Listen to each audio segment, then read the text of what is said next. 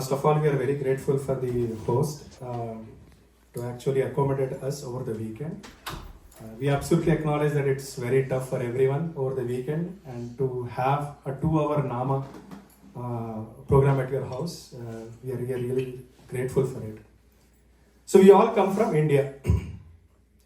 So in India, right, things are very easy. So if you want to search, for example, a diamond or a gold, is it easy to find? It's not, right?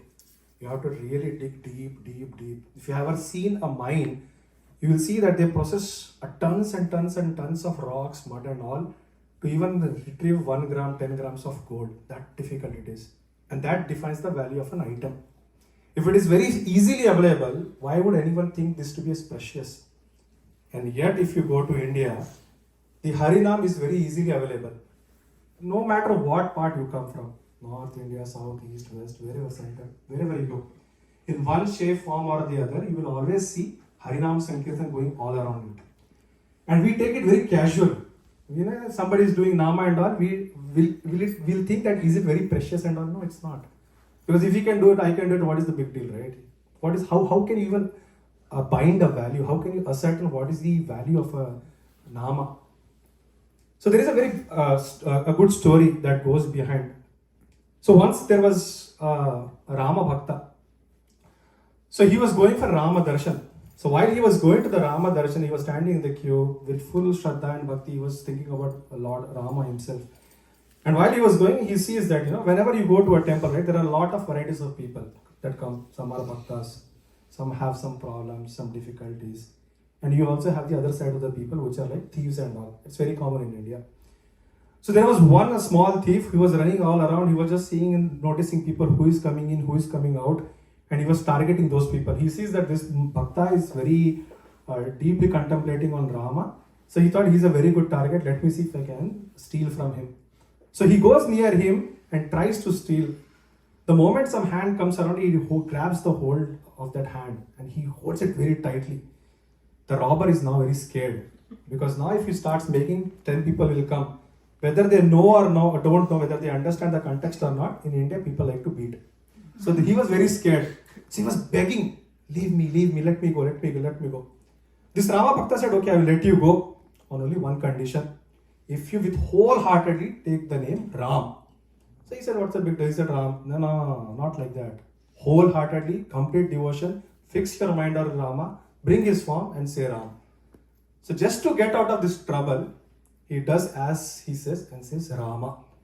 And before letting his hand go, he'll say, always remember this, that what you got is very, very precious. Something that you cannot ascertain the value of it. He just takes it casually. He said, okay, whatever. So he goes, the Bhakta goes away. Now this robber forgets about that incident. He's carrying on with his life. Years pass. Comes a day, he passes away. So now we all know when we pass away, when we die, we leave the body here. The soul goes to Yamaloka. So he travels all the way to Yamaloka. He's standing in front of Chitragupta. Now Chitragupta, he's retrieving his file. It's a big solid file of all the mischievous things that he did. And there is one paper with one line in written there that this Bhakta has, or this person, this sinner has taken wholeheartedly the name of Rama. So Chitragupta says, you have, this file is so huge, that is all the sins you have, this is one liner on you. I give you a choice, pick what you want. Do you want the phala or the punya karma from that comes from this nama, or you want to first suffer from the sin? Choice is yours. So now this guy says, there is endless count of sins that I have did, and there is only one liner sitting out there. But he, being cunning guy, he remembers that statement from the Bhakta. And he says that, I don't know what is the value of this Nama that I did. Tell me what is it that I am going to get in return. So Chitragupta says, I know that depending upon what you did, you are already automatically get. I cannot certainly tell or surely tell what is it that you will get. So okay, let's take this case to Yamaraja. He knows rules and regulations inside out. He can tell exactly what will happen. So they take to Yama Maharaj. So Yama Maharaj deeply contemplates and says, whenever person does good, his state goes to Swarga.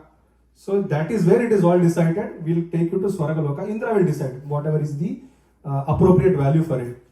This Bhakta says, I'm tired. Or not, the sinner says, I'm extremely tired, traveling all over. I cannot come. Somebody has to carry me over. So Yama says, Yamadutas cannot enter into Yamaloka. So bring a palanquin, I and Chitragupta will carry you. So they put him in palanquin, Yama Maharaj in the front, Chitragupta is in the back. They go enter into Indraloka.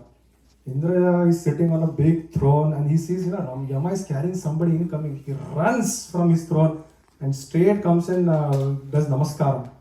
Yama says, what are you doing? This is a sinner. Just he doesn't want to come, so I am carrying him. Then Yama says, why are you carrying him? And says, because he doesn't want to walk and he wants to ask you, what is it that he will get from this Rama Nama? Indra says, how would I know? People come with whatever balam they have, they enjoy Swargalokam and they go from here. Only the most knowledgeable person can tell this. So let's invoke Brahmadeva. So they beg Brahmadeva will come. So Brahmadeva says, okay, I have studied everything, I have looked everything inside out. I think it's beyond me. So this case has to go to Lord Shiva. So Indra says, let's carry him to Kailasam. So Indra is carrying him in the front palanquin and backside is Yama. They enter Shiva Lokam. So it goes Kailasam. Shiva sees somebody is coming in the palanquin. Indra is carrying him. So he comes running from Kailasam. Before he does anything, Indra stops him. Swami, he's a sinner, don't do anything. So Shiva says, what happened? So Yama explains everything that has happened. Shiva said, Rama Nama is very tatyulam. It's very, very magnificent. The importance and significance cannot be explained by any of us. It's not that Shiva doesn't know. He's just playing a role here. So he says, let's take him to Vishnu. Let Vishnu decide. He knows everything inside out. So they go to Vaikuntham. So Vishnu Murti says, who is here? So Shiva says, we are here with a sinner who has done only one nama, nothing else in his life. He is only in papam, only sins. We don't know. He wants to know what is the value of that Rama nama that he did. Shiva says, Shiva, carry him, bring him inside. So they both pick him up, bring him inside to Vishnu, in front of Vishnu. Vishnu says, make him sit on my lap. I will tell you exactly what will you get. The main moment they make him sit, Vishnu says, the one who perfectly chants with full Shraddha my name will be carried by Brahma and Shiva and kept on my lap. That is the glories of just one Rama Nama. So we have sitting here for the past 40-45 minutes doing Nama Sankirtanam. So this is something that has been ordained by our Guruji. So our Guruji says, wherever you go, however you are, in whosever house you go, make sure that you bring this Nama into their life. That is the whole motto and the goal of this Sankirtanam. If you do alone, it's Kirtanam, but if you do with everyone, it's Sankirtanam. Now, there is a point here, right? If I want to achieve something in life, if I go to or enroll myself into some degree, from year 1 to 4th year, if I study one subject, I will get a degree in that subject only. It's not like I enroll in engineering and I get a medical degree, no. It doesn't even happen that every semester I am changing degree and 4th year you will expect a degree. That will also not happen. You cannot take step in one direction every month and expect you will be very far from where you started, no. If you start in one line, one direction only, then you will reach somewhere from your previous location from where you started. A beautiful Abhanga from Tukaram Maharaj says, he says about this very thing. If you take something, just continue doing that. He says, Anika dusare maj nahi aata.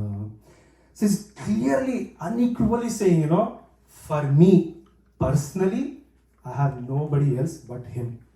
And he will put the whole process in the Abhang. He will say, Panduranga dhyani, Panduranga mani. He says, for me, when I do dhyanam, my mind will not waver, not think anything else, but Panduranga himself. When I am thinking something, if I am talking, doing any activity, my only dhyana, my only thought will be Panduranga. And he further says, Jagrati swapani Panduranga. If I even sleeping, awake state, whatever I am doing, the only thought that I will have is Panduranga. Anika dusare maza nahi aata.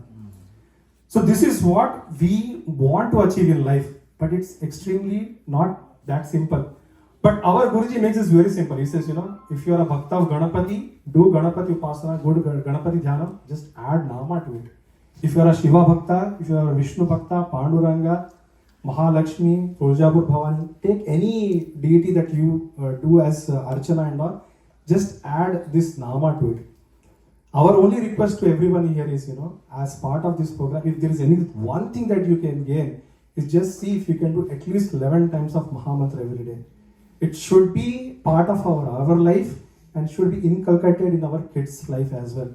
This is something, the only thing, if at all there is one thing that you want to pass on to the next generation, would be this Mahamantra. With this, we'll continue with Abhangas next. Some Nama, Abhangas. Radhe Radhe.